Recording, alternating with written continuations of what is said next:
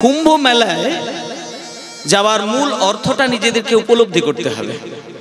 শুধু গেলাম 3 দিন আলু ভাতে ভাত খাওয়া, কিন্তু সংসারে সুখ শান্তি থাকা এ রাজার মতন জীবন।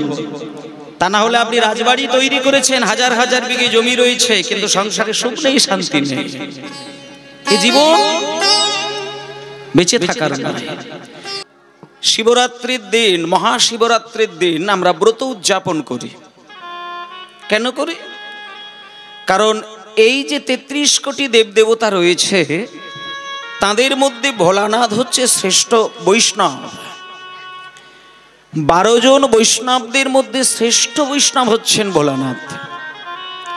আর সেই ভোলানাথকে যদি খুশি করা যায়, তাহলে আপনি কেমন করে কৃষ্ণের আরাধনা করবেন, সেই শিক্ষাটি যদি দিতে হয় বা পারেন, সেটা একমাত্র শিব ঠাকুর দিতে পারেন। আমরা আজকে শিবরাত্রির দিনে ওই শিবের মস্তকে জল দান করি। কেন? অনেকের একটা ভ্রান্ত ধারণা রয়েছে যে শিবের মাথায় জল ঢাললে, অনেক মায়েদের একটা ভ্রান্ত চিন্তা রয়েছে যে শিব ঠাকুরের মাথায় জল ঢাললে শিবের মতন স্বামী পাওয়া যায়। ঘটনাটা কিন্তু সরাসরি ওই দিকটা নয়। বৈষ্ণবের কৃপা যদি কারোর উপরে বর্ষিত হয়, তাহলে তার সব থেকে বড় গুণ যেটি পাওয়া যায়, সেটি হচ্ছে বৈরাগ্যটা তার তৈরি হয়। বৈরাগ্য যদি কারোর মধ্যে আসে, তাহলে সংসারে পরম শান্তিটা কিন্তু সে খুঁজে পায়। একটা মানুষের মধ্যে যদি বৈরাগ্য না আসে, তাহলে সে নিজেকে কোনোদিন সুখী বলে মনে করতে পারবে না। এই মনে করুন, আজকে আমরা এই জায়গায় দাঁড়িয়ে রয়েছি। কেউ 20 বছর বয়স পেয়েছেন, কেউ 50, কেউ 60, কেউ 70, কেউ 80। এখন যে যার যে বয়সের মাঝখানে দাঁড়িয়ে, শেষে দাঁড়িয়ে রয়েছেন, এই জায়গায় দাঁড়িয়ে আপনি বিগত দিনের কথাগুলো যদি চিন্তা করেন, তাহলে একটু ধ্যান দিয়ে বিচার করে দেখলে দেখবেন সবই যেন বেকার, অমূলক, বৃথা, যার কোনো মানে নেই। আজ থেকে 10টা বছর আগে আমি যেভাবে পাগলের মতো নানান দিকগুলো চিন্তা করে করে নিজেকে ধ্বংস করেছিলাম, চিন্তা করে দেখলে মনে হয় যে সেগুলো বেকার চিন্তা করেছিলাম, বেকার আমি কর্ম করেছিলাম। তাহলে এই যে আজকের দিনে দাঁড়িয়ে বিগত দিনের কথা ভাবলে নিজেকে মনে হয় সবই বেকার। ঠিক আমাদের যেটা এখন থাকার দরকার, শুধু বিগত দিন নয়, সামনের দিনের জন্য যে চিন্তাটা আজকে করব, খুব ভালো করে এই জায়গাগুলো খেয়াল করতে হবে। যে দিনগুলো হারিয়ে এসেছি, ওইগুলো আর তাকিয়ে দরকার নেই। একটা মানুষ নিজেকে পরম সুখ অনুভব করতে পারে তখনই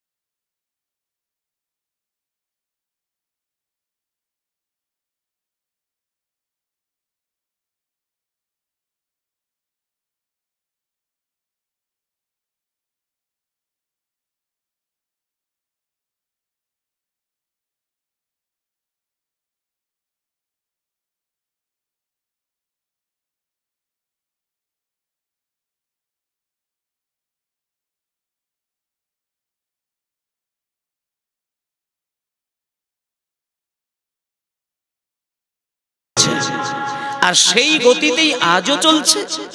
এবং তার মধ্যে 12 বছর 3 মাস ছাড়া ছাড়া ওই যে গঙ্গার সংযোগস্থল, সেখান থেকে আমাদের শক্তিটাকে নিয়ে আমাদের জীবনটাকে পরিষ্কার করতে হয়। সেখানে মনের সংস্কার ঘটে, বুদ্ধির সংস্কার ঘটে, দেহের সংস্কার ঘটে। শোনেন, এই 3টে জিনিসের যদি সংস্কার ঘটানো যায় তাহলে আর কিছুই দরকার নেই। আপনার মন সব থেকে বেশি যন্ত্রণা পায় বলে আপনি আচার কাছাড় খান। আপনার রাত্রিতে ঘুম থাকে না, তার কারণ একমাত্র মনের যন্ত্রণা আছে বলে। আপনার রাত্রিতে ঘুম থাকে না একমাত্র মাথায় চাপ আছে বলে। আর আপনার রাত্রিতে ঘুম থাকে না দেহের কোনো যন্ত্রণা আছে বলে। এর বাইরে কোনো যন্ত্রণা কিন্তু আপনার নেই। হয় আপনি দৈহিক জ্বালায় ভুগছেন, আর নচেত আপনি মনের জ্বালায় ভুগছেন, আর নচেত মাথার কোনো যন্ত্রণায় ভুগছেন। আর এই 3টে জিনিসকে একসঙ্গে সংস্কার করে খারাপ জিনিসকে ওই জলে ভাসিয়ে দিয়ে ওখান থেকে ভালো জিনিসকে আমার দেহের, মনের আর মস্তকের মধ্যে নিয়ে আসতে গেলে 48টা দিন ওই কুম্ভ মেলায় কাটিয়ে তাদের রীতিনীতি অনুসারে যদি 48 দিন ওখানে স্নান করা হয় আর সাধনাটাকে যদি রাখা হয়, তাহলে কিন্তু আপনার মন, মস্তিষ্ক আর দেহের সমস্ত যন্ত্রণা ওইখানেই শেষ হয়ে যায়। এবং তার জন্য যথেষ্ট সাধনার প্রয়োজন থাকে। কিন্তু আজকে কটা মানুষ সেই উদ্দেশ্যে কুম্ভ মেলায় যায় বলেন? কটা মানুষ যায়? বেশিরভাগ মানুষ এই যে বাংলা থেকে যাচ্ছে, হাজারে হাজারে লক্ষ লক্ষ মানুষ, এগুলো একটা মানে বলা যেতে পারে একটা নিছক আবেগের তাগিদে ছুটছে। কিন্তু সঠিক তত্ত্বটাকে জেনে বুঝে, বৈজ্ঞানিক কারণটাকে বুঝে নিয়ে তাকেই যুক্তিযুক্ত মনে করে সেখান থেকে শক্তিটা নিয়ে আসার চিন্তাটা কজন মানুষের রয়েছে? সেটা যদি থাকতো তাহলে ওই 1 দিন 2 দিন কাটাতো না, অনেকগুলো দিন কাটিয়ে সেখান থেকে আসতো। এবং ওই কুম্ভ মেলা মূল কথা হচ্ছে শিবের উপাসনা। সেই মূল কথা হচ্ছে শিবের উপাসনা। তাহলে সেই শিব যে সবকিছু দেওয়ার জন্য প্রস্তুত, কিন্তু আমরা নেবার জন্য প্রস্তুত নই। তাই ভক্তমণ্ডলী মায়েরা, আজকে ছোট্ট করে কুম্ভ মেলা সম্পর্কে একটু বললাম, সকলেরই অবগত জানার দরকার আছে। আর সব থেকে বড় কথা, প্রত্যেক বছর একবার করে শিবরাত্রি ব্রত হয়। সেই সময় আপনার শিবের চরণে অঞ্জলি দেবেন। শুধুমাত্র স্বামীর জন্য নয়, এই শিবের ব্রত যদি সঠিকভাবে পালন করা হয়, জগৎ স্বামীকে খুশি করা হয়। আর জগৎ স্বামীকে কেউ যদি খুশি করতে পারে, তাহলে আপনার দায়িত্ব নয়, জগৎপতির খুশি যদি একবার আপনার উপরে বর্ষিত হয়, তখন আপনার দেহপতি স্বামী অনায়াসেই কিন্তু আপনাকে শান্তি দিতে পারে। নিতাই গৌর প্রেমানন্দে হরি বল, হরি বল। তাই এই দৃষ্টান্তগুলো বোঝা বা জানার প্রয়োজন। কীর্তন শোনা মানে একটা পালা শুনে নিলাম, একটা লীলা শুনে নিলাম, একটু তিরিক তিরিক করে হয়তো কীর্তনিয়া কোমর বাঁকিয়ে ড্যান্স দিয়ে দিল, সেইগুলো বেশ নিজেদেরকে খুব আনন্দ মনে করলাম। কিন্তু মায়েরা সাবধান হয়ে যায়। এইভাবে যদি শুধু কীর্তন আসরে যদি ব্রেক ড্যান্স দিয়ে দিয়ে মানুষকে পাগল করে রাখেন, ওটা কিন্তু আর ভবিষ্যতে কতগুলো দিন পরে কীর্তনের আবেগ থাকবে তার কোনো মানে নেই। কীর্তন আমাদের সনাতন ধর্মের একটা ভগবানকে সেবা করার চরম আসন, যেখানে বসতে গেলে সাধনার দরকার হয়, যেখানে বসে শুনতে গেলে তার ভেতরে শুদ্ধ আবেগ থাকার দরকার হয়। সেখানে ওই ড্যান্স দেখিয়ে, রঙ্গতামাশা দেখিয়ে একটা আনন্দ দেওয়ার এই মঞ্চটা কিন্তু নয়। আপনি যদি কীর্তন আসরে দাঁড়িয়ে, কীর্তন আসরে বসে যদি তার কথা শুনতে শুনতে শুনতে শুনতে কয়েক মিনিটের জন্যও যদি মোহমায়াটাকে ছিন্ন করতে পারেন, তাহলে জানবেন পরম ভগবানের চরণে সেবাটা ওই ক্ষণেই কিন্তু আপনি করলেন। এই কীর্তনের স্রষ্টা হচ্ছেন চৈতন্য মহাপ্রভু। তিনি সহজ সরল করে বাঙালিদেরকে দেখিয়েছেন, সহজভাবে সারা বিশ্ববাসীকে দেখিয়েছেন যে ভগবানের জন্য কঠিন পথ তোমরা ধরতে পারবে না, কারণ তোমরা কলির মানুষ। সত্যযুগের মানুষের ধৈর্য ছিল অনেক বড়, ত্রেতা যুগের মানুষের ধৈর্যও বড় ছিল, দাপরেও ছিল, কিন্তু কলি চক্রের মধ্যে যারা জন্ম নিয়েছেন তাদের ধৈর্য খুঁজে পাওয়া যায় না। ধৈর্যটা যদি বড় না হয়, আস্তে ধৈর্য যদি বড় না হয়, জানবেন আপনি আসনে বসে জপের মালায় নাম করতে পারবেন না। আপনি প্র্যাকটিক্যাল বলে দিচ্ছে, যখন খুন্তি নেড়ে নেড়ে পটল আলু বেগুন ভাজবেন, তাতে দেখবেন আপনার মনটা কিন্তু পটলের দিকেই থাকবে, বেগুনের দিকেই থাকবে, তেলের বোতলেই থাকবে। আর যখনই জপের মালাই নামটা করতে যাবেন, তখন দেখবেন আপনার মন আর ওই জপের মালাই থাকলো না। এগুলোই প্র্যাকটিক্যাল। আপনি আলু পটলের কাজের মধ্যে থাকলে আপনার দুশ্চিন্তা হয় না, খারাপ চিন্তা মাথায় আসে না, মন বিচলিত হয় না। কিন্তু যখনই মন্দিরে গিয়ে ধূপ দিতে দিতে ঠাকুরের সঙ্গে কথা বলার চেষ্টা করবেন, তখনই দেখবেন মন ঠাকুর ঘরে নেই, অন্য কোথাও চলে গেছে। এটা কেন? এর একমাত্র কারণ কলি চক্রের মধ্যে পড়ে, কলির প্রভাবে প্রভাবিত হয়ে যখন ধর্মের কথা বলবেন, তখন মনের মধ্যে অধর্মের চিন্তাটা কিন্তু বেশি এসেছে। কিন্তু যখন অধর্মের চিন্তা হবে, তখন কিন্তু ধর্মের কথা কিন্তু আসবে না। কিন্তু জোর করে অধর্মের মাঝখানে দাঁড়িয়ে থেকে ধর্মের কথাকে টেনে আনাই হচ্ছে একটা মানুষের কাজ। ভক্তমণ্ডলী মায়েরা, একটা জিনিস আমাদের চিন্তা করার বিষয়, আমাদেরকেও ভগবান দুটি হাত দিয়েছে, দুটি পা দিয়েছে, দুটি চোখ দিয়েছে, একটি নাক দিয়েছে, দুটি কান দিয়েছে, দেহ দিয়েছে, মন দিয়েছে, সব দিয়েছে। আর ঠিক আমাদের মতন পশুদেরকেও সব দিয়েছেন। কিন্তু পশুরা যা করে আমরাও তাই করি। পশুরাও খেতে ভালোবাসে, আমরাও খেতে ভালোবাসি। পশুরাও পেট ভরে খাবার পরে নাক ডেকে ঘুমায়, আমরাও নাক ডেকে ঘুমাই। নারী পুরুষের মিলন পশু পাখিও ভালোবাসেন, মানুষও ভালোবাসেন। তাহলে পার্থক্যটা কোন জায়গায়? একটা জায়গায়, একটা জায়গায় পার্থক্য। পশু পাখিদের সঙ্গে এই মানব দেহের একটা জায়গায় পার্থক্য। সেটা হলো পশু পাখির দেহে কৃষ্ণ ভজন হয় না, মানব দেহে কৃষ্ণ ভজন হয়। এটাই গো প্রেমানন্দে হরি বল, হরি বল। কিন্তু ভজনের কাজে একবারও ডুবালাম না। শোনেন, আপনার যদি দুটো হাত না দিত, তাহলে কিন্তু এই যাদের হাত আছে তাদেরকে দেখে দেখে আপনি কিন্তু কাঁদতেন।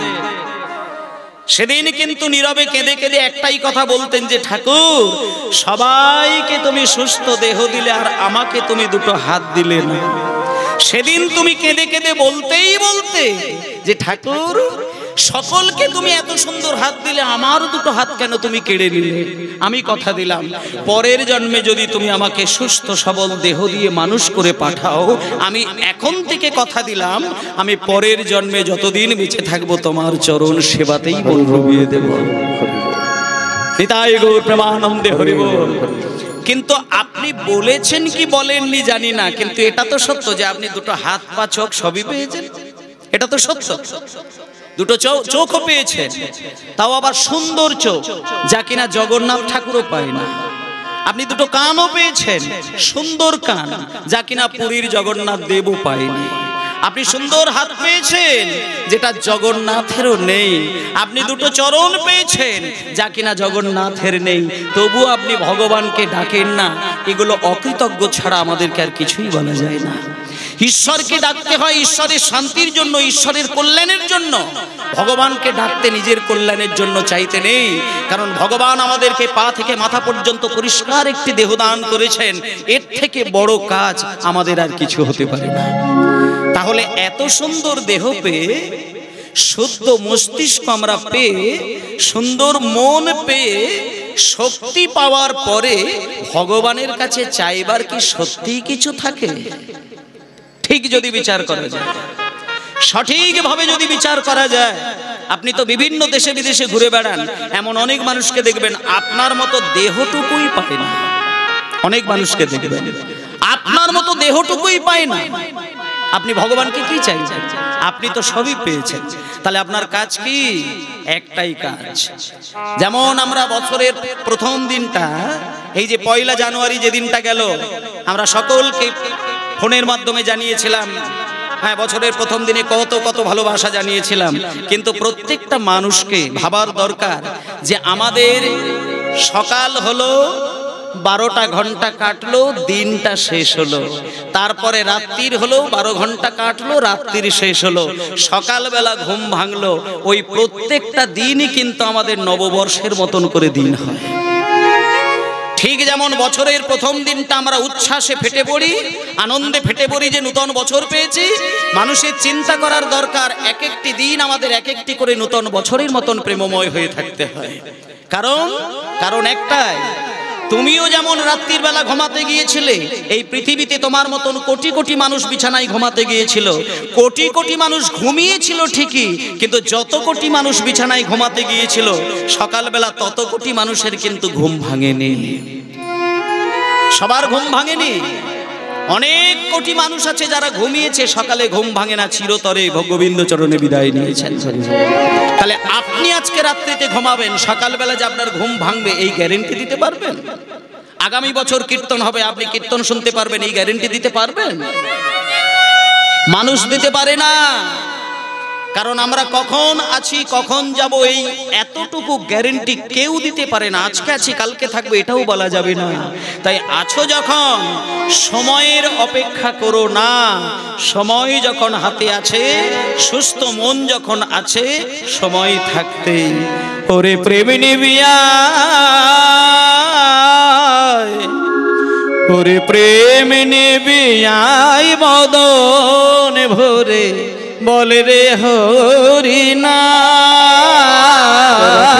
হরি হরি হরি হরি বদন ভরে বলে রে হরি নাম, হরি প্রেম নিবিয়াই বদন ভরে বলে রে হরি নাম, প্রেম নিবিয়াই বদন ভরে বলে রে হরি নাম। এই প্রেম এনেছিল এই জায়গাটা দেখুন। এই গানের মানেগুলো বুঝে বুঝে গান শুনতে হবে। গতকালকে গান হয়েছে, আপনারা গান শুনেছেন, আজকেও গান হচ্ছে, শুনবেন। এক বছরে একটা গান যদি কেউ অনুরাগ ভরে আবেগ ভরে শোনে না, এক পালা গানের যে অমৃতের স্বাদ এক বছর আপনাকে কাঁদিয়ে রাখতে পারে। শুধু মন ভিজিয়ে গান শুনতে হয়। একমাত্র পৃথিবীর একটি গান যেটা শুনতে গেলে মনটাকে প্রেম রসে ডোবাতে হয়, বাকি কোনো গান না ডোবালেও চলে। আপনি যদি ফাংশন স্টেজে দাঁড়ান, সেখানে যে কাঁদতে হবে এরকম কোনো কথা নেই। আপনি সিনেমায় গিয়ে যদি কাঁদতে হবে তার কোনো মানে নেই, আপনি কেঁদে ফেলেন সেটা আলাদা বিষয়। সিনেমা দেখতে গিয়ে মানুষ কাঁদে, কেন কাঁদে? তার জীবনের সঙ্গে মিল খেয়ে যায় তাই কাঁদে। কিন্তু কীর্তন আসরে যিনি কাঁদেন, সে কান্না আর সিনেমার কান্না দুটো কান্না এক নয়। এখানে যে কান্না কাঁদবেন সেই কান্নার চোখের জল চৈতন্যের চরণে যায়, তাই এই কান্না বিফলে যায় না। এখানে ভগবানের অমৃত দেওয়া রয়েছে, সেই অমৃত যদি কারোর একবার হৃদয় স্পর্শ হয়, এক পালা গানের অমৃতের ভান্ডার যদি কেউ ছুঁয়ে যায়, সারা বছরই সে ওই আবেগের জন্য কাঁদবে। হরিনাম শোনার মতো যদি শুনতে পারে, তার বাগ বন্ধ হয়ে যায়, চোখ বন্ধ হয়ে যায়, হৃদয় বুক চাপড়ে কাঁদতে শুরু করে। এই দিনটা যেদিন আসবেন, আপনি জানবেন যে আপনি ঈশ্বরের করুণা পেয়ে গেছেন। ভগবানের কাছে ধূপ ধুনো দিলেই কি শুধু ভগবান সেবা হয় না? দেখুন, বৈষ্ণবের সাজ পরা আর বৈষ্ণব ভেতর থেকে হওয়া দুটো এক জিনিস নয়। বৈষ্ণবের পোশাক আর বৈষ্ণব দুটো জিনিস এক নয়। পোশাক তো একজন বাজার থেকে কিনে নিয়ে পরে বৈষ্ণব হতে পারে, ওটা বৈষ্ণবের আভরণ। আর ভেতরে থাকবে বৈষ্ণবের আচরণ, যেটা শিব ঠাকুরই দেখিয়েছিলেন।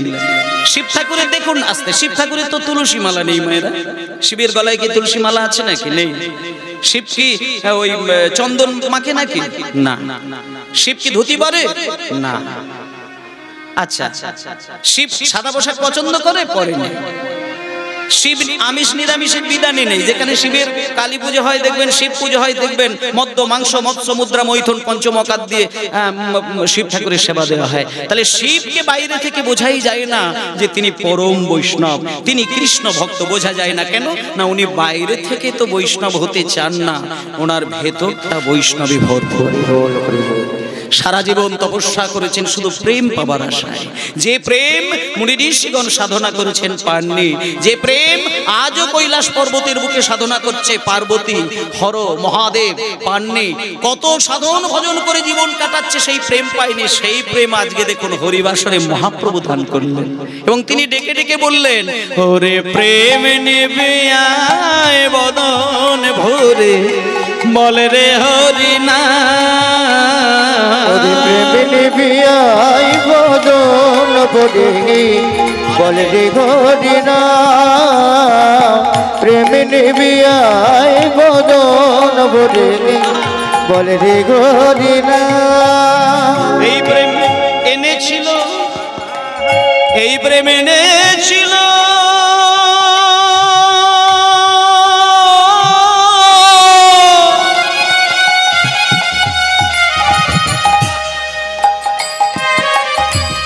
এনেছিল ব্রজের মাকা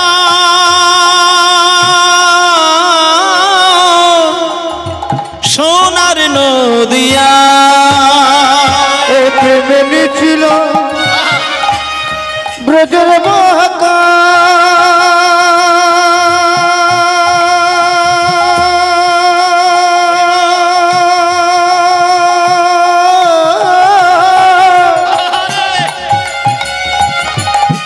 সোনার নদিয়া এই প্রেমে এনেছিল ব্রজের মাকা সোনার নদিয়া প্রেম এনেছিল ব্রজের মাকা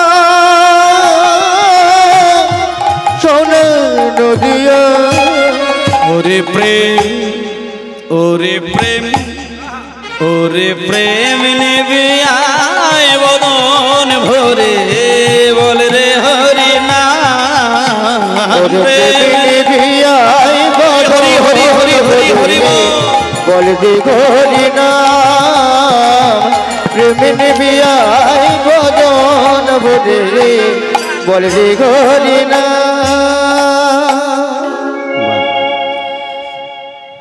ওমা আজকে আমরা সবাই এই মহা নাম যজ্ঞে আত্মসমর্পণ করব। আত্মসমর্পণ শব্দটা সকলেই জানেন, কিন্তু আত্মসমর্পণ করাটা কিন্তু অনেক জন্মের ভাগ্য ভালো থাকতে হয়। আত্মসমর্পণ করতে পারলে তো আপনি জগৎপতি কৃষ্ণকেই তো আপনার আঁচলের মধ্যে বেঁধে নিতে পারবেন। এই যে গুরুচরণে আত্মসমর্পণ করতে হয়, কেন করতে হয়? আপনারা তো অনেকেই দীক্ষা নিয়েছেন, আপনারা মেদিনীপুর জেলার পরম বৈষ্ণব, আপনারা সবই জানেন।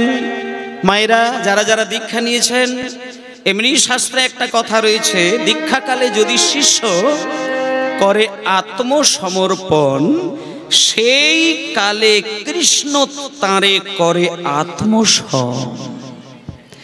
একমাত্র একটা শুভক্ষণ, যে শুভক্ষণে শিষ্য যদি গুরুর চরণে আত্মসমর্পণ করতে পারে, একমাত্র ওই শুভক্ষণেই ভগবান কৃষ্ণ আপনার আত্মার সঙ্গে ভগবৎ শক্তির আত্মজ্ঞানটা ওই জায়গায় বিকশিত হয়, মিলিয়ে যায়।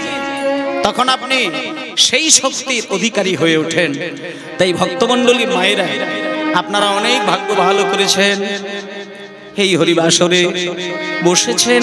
আমি আপনাদেরকে একটা কথা বলবো, কীর্তন শুনবেন, নাম শুনবেন, ভজন করবেন, সাধন করবেন, যা করবেন করবেন, কিন্তু আপনারা এইটুকু শুধু পাবার কামনা করবেন। কামনাটা থাকতে হয়। কি কামনা? যে কামনা থাকলে একটা অমানুষ মানুষ হতে পারে, যে কামনা থাকলে একজন অভদ্র ব্যক্তি ভদ্র হতে পারে, যে কামনা থাকলে একটা মূর্খ শিক্ষিত হতে পারে, আর যে কামনা থাকলে একজন দরিদ্র ব্যক্তি ধনী হতে পারে। সেই ক্ষেত্র যদি কোথাও হয়, সেটাই কীর্তন বাসর।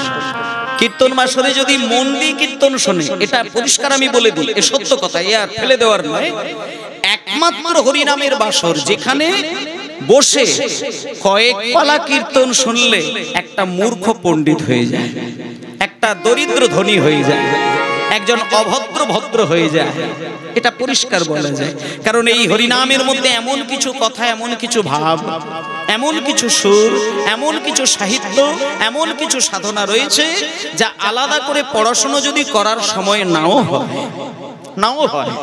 সবাই যে কাজের মাঝখানে গ্রন্থ পড়বে, এটা তো বলা যাবে না। সব সময় যে গ্রন্থ বসে বসে পড়বে সেটা বলা যাবে না, কারণ সংসারী মানুষকে কাজটা আগে করতে হবে। রোজগার যদি না করা যায় তা গ্রন্থ পড়ে লাভ কি? পেটে যদি অন্ন না জোটে তা ভক্তি মাথায় থাকবে কি? তাহলে আগে রোজগার করতে হবে, ছেলেপুলেদের খাওয়াতে শিখতে হবে, তারপরে তুমি গ্রন্থ পাঠ করবে। তাহলে আগে তো টাকা পয়সা, তবে তো ভক্তি। কিন্তু আপনি যদি গ্রন্থ পড়ার সময় নাও পান, আপনি যদি নবদ্বীপ, বৃন্দাবন, দ্বারকা, মথুরায় বছরে একবার যাবার সময় নাও হয়ে ওঠে, অন্তত পক্ষে আপনার গ্রামের কোনো জায়গায় বা কোনো বাড়িতে যদি কীর্তন যোগ্য হয়, নিমন্ত্রণ করলে যাব, এটা চিন্তা করা যাবে না। হরিনাম হচ্ছে এই কথা যদি আপনার কানে আসে, আর আপনি যদি শোনামাত্র হরিবাসরে বসে আত্মসমর্পণের উদ্দেশ্যে কীর্তন শোনেন, জানলেন আপনার জন্ম জন্মার্জিত পাপ থেকে আপনি মুক্তি পেয়ে আপনার চিত্ত শুদ্ধ হয়ে একদিন গোবিন্দ চরণে আপনি নিবেদিত হয়ে যাবেন। নিতাই গৌর প্রেমানন্দে হরি বল, হরি বল। দুটি বাহু তুলে মুখে হরি বলে, দুটি বাহু তুলি মুখে হরি বলে, দুটি বাহু তুলে মুখে হরি বলে, দুটি বাহু তুলি মুখে হরি বলে। এই হরি নামে, এই হরি নামে, হরি নামে, এই হরি নামে পূর্ণ হবে সকল মনস্কার। হরি নামে, এই হরি নামে পূর্ণ হবে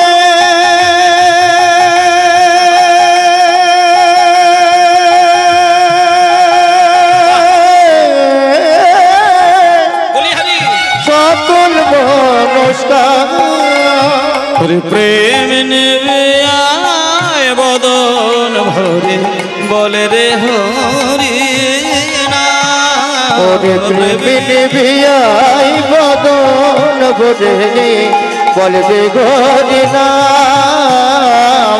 প্রেম নেবে আয় বদন ভরে বলবে হরি নাম, বলবে হরি নাম, বলবে হরি নাম।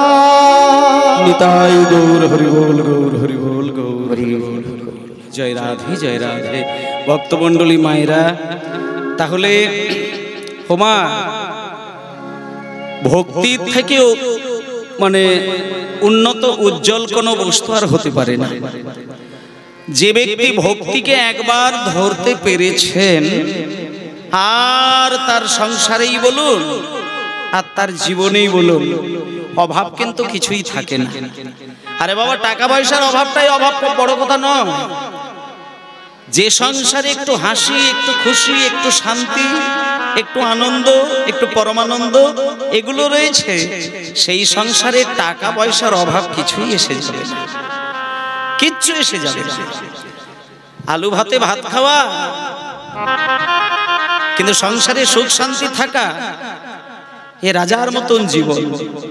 তা না হলে আপনি রাজবাড়ি তৈরি করেছেন, হাজার হাজার বিঘে জমি রয়েছে, কিন্তু সংসারে সুখ নেই, শান্তি নেই।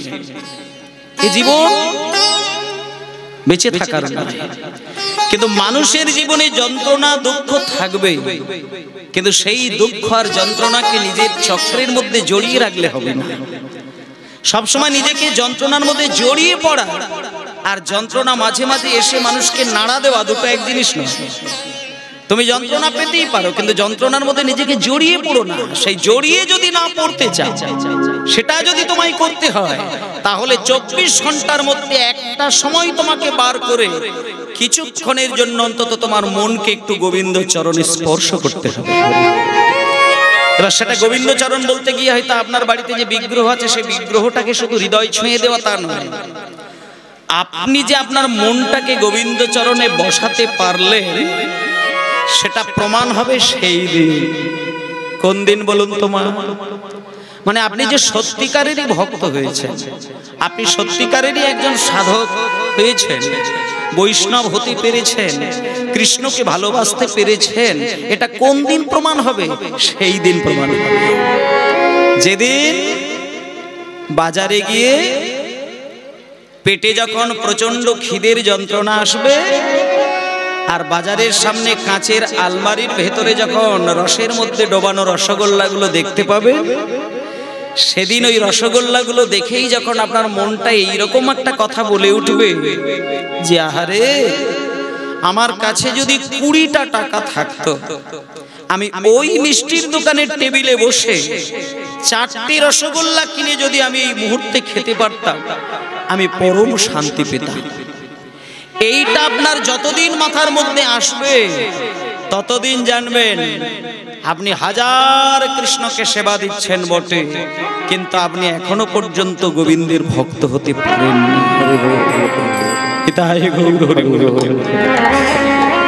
কিন্তু যিনি একবার মনটাকে ঈশ্বরের চরণে ছুঁয়ে দিতে পেরেছেন, তিনি কিন্তু ওই চিন্তা কোনোদিন করবেন না। তিনি যতই পেটে খিদে থাক, যতই খিদের জ্বালায় ছটফট করুক, বাজারে সুন্দর কোনো খাদ্য, রসালো খাদ্য যদি সে দেখতে পায়, তার মন কিন্তু ওই কথা বলে না।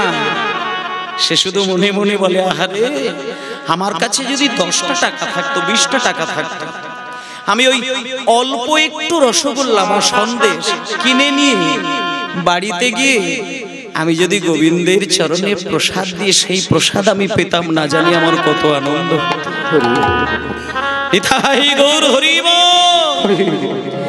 এই আবেগ যেদিন আপনার আসবে, যেদিন ভালো জিনিসটা আপনি চোখে দেখবেন, সবটাই আমি গোবিন্দের জন্য নিয়ে যাব, নিতাই চরণে নিবেদন করব, এই চিন্তা যেদিন আপনার সদাই বাজতে থাকবে, সেদিন জানবেন আপনার হৃদয় গোবিন্দ চরণ ছুঁয়ে গেছে।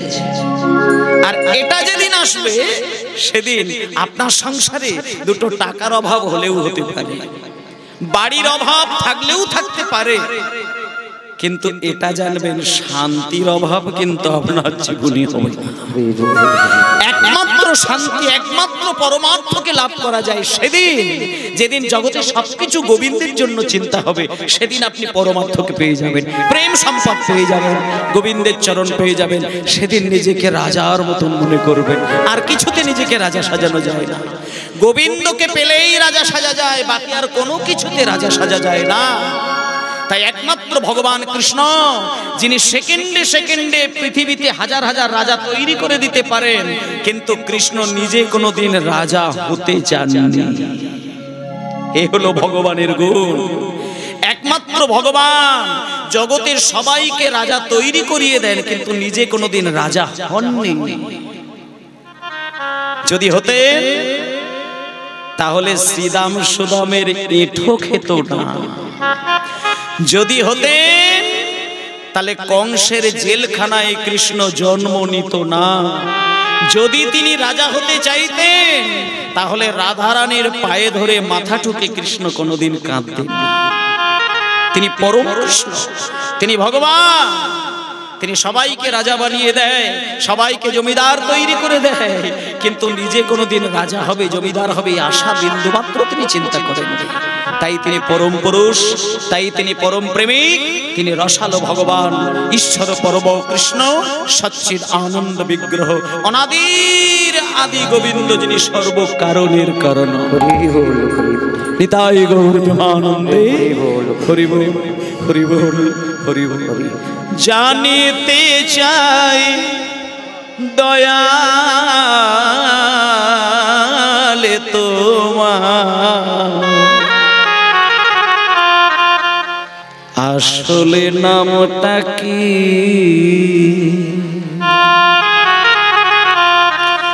মোরা কত নামে এই ধরা ধামে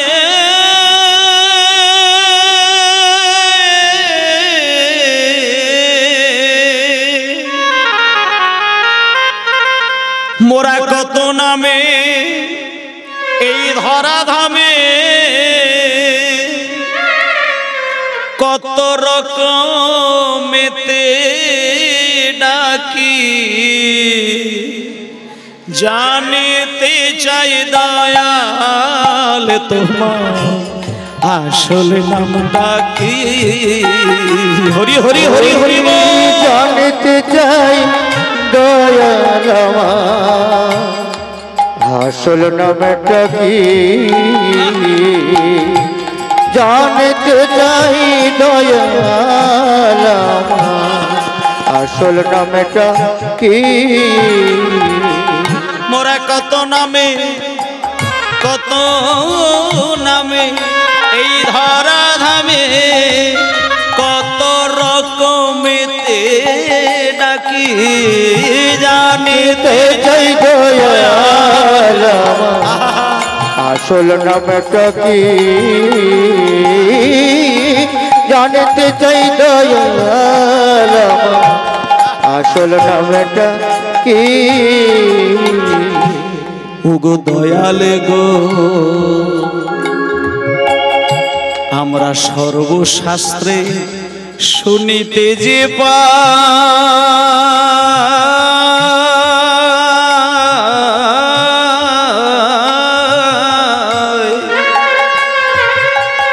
ওগো দয়ালে তোমার নাকি পিতা মাতা নাই তোমার নামকরণ কে করিল বসে ভাবি তাই তোমার নামকরণ কে করিল বসে থাকি ভাই। তোমার নামে করণ কে করিল বসে ভাবি তোমার নামে কিবা হোমায়রা তোমার নামে কিবা আরে ধামি কিবা তোমার নামে কিবা ধামে কিবা তোমার নাম কিবা আরে ধামি কিবা আমরা তাহার জানি বাকি জানিতে চাই দয়াল তোমার হরি হরি আসল নামটা কি। জানিতে চাই দয়াল তোমার আসল নামটা কি। জানিতে চাই দয়াল তোমার আসল নামটা কি। নিতাই গৌর হরি বল